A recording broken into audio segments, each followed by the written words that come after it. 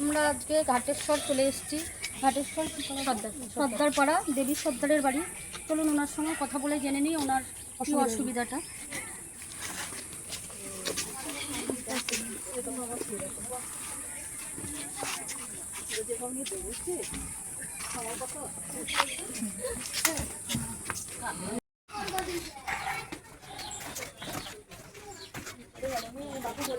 ওনার সঙ্গে কথা বলি দেখি আসুন। দেবী সর্দারের বাড়িতে। নমস্কার, আপনার কি নাম?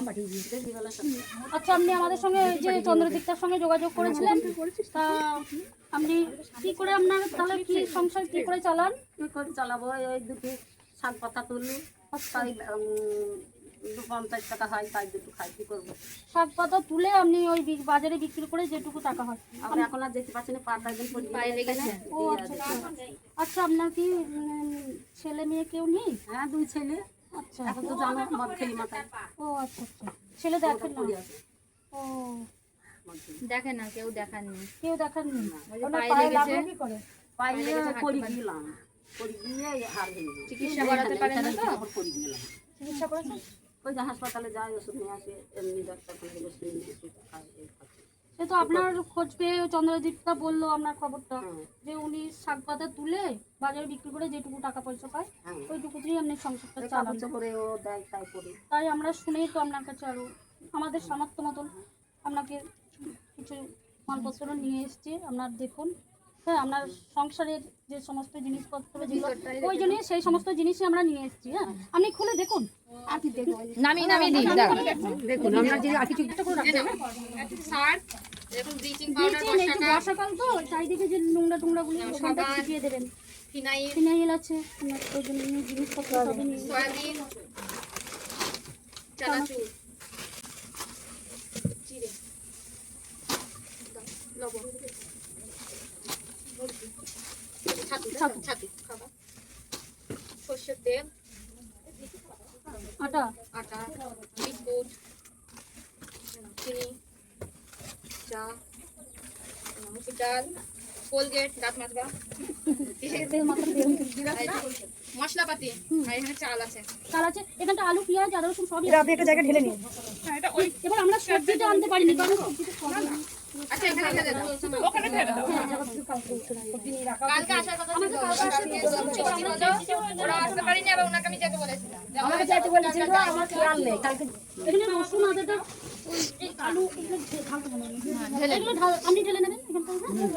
ঢেলে নাও, ঢেলে নাও। ঢেলে দেবো। যে আলু লঙ্কা আশীর্বাদ করবা যেন আমরা এই কাজটা করছি। আপনি তো খুশি? আপনি খুশি তো? আচ্ছা, আপনার এগুলো তো সব চলে যাবে তো? আচ্ছা, আবার কোনো অসুবিধা হলে আপনি অসুবিধা কিছু লাগলে আমাকে বলবা, আমি খবর দিয়ে আসবো। আচ্ছা। আর উনি ওই শাকটা তুলে অসহায় মনে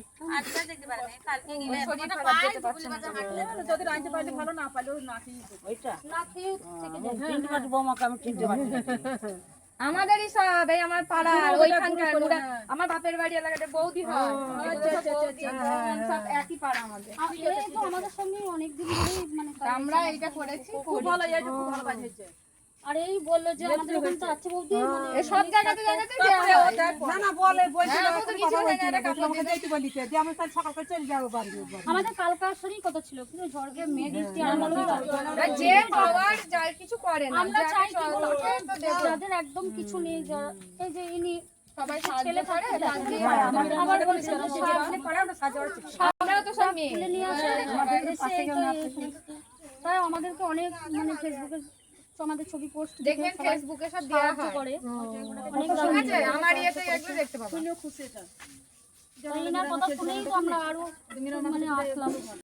আমাদের ফেসবুক থেকে যেসব বন্ধুরা বা মানুষজন আমাদের পথসঙ্গীকে হেল্প করেছে, সেই সমস্ত মানুষদের অসংখ্য ধন্যবাদ। হেল্প করেছে রূপালী ব্যানার্জি মুড়াগাছা থেকে, অপরূপা সরকার মুড়াগাছা থেকে, নারায়ণ নাথ রাজস্থান জয়পুর থেকে, অনুশীলা নাথ, রাজস্থান জয়পুর থেকে। আপনাদের সকলকে অসংখ্য অসংখ্য ধন্যবাদ আমাদের পাশে থাকার জন্য। আপনারা সকলে ভালো থাকবেন এবং সুস্থ থাকবেন।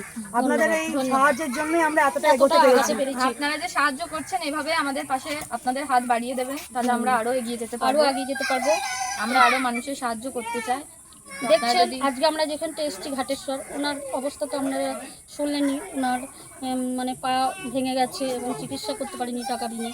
আর ওনার যে সন্তান মানে ছেলে আছে সে মানে দেখে না, উনি অসুস্থ, মানে ছেলে অসুস্থ বলতে ওই মদ্যপ খায় এই রকম। আর উনি এই পুকুর থেকে বা এখানে ওখান থেকে শাকটা তুলে বাজারে বিক্রি করে যেটুকু টাকা ইনকাম করে সেইটুকুতে তার জীবনযাপন করে। আপনারা ওনার পাশে থাকবেন, এটাই আপনাদের কাছে বলি। ধন্যবাদ, সবাই ভালো থাকবেন এবং সুস্থ থাকবেন।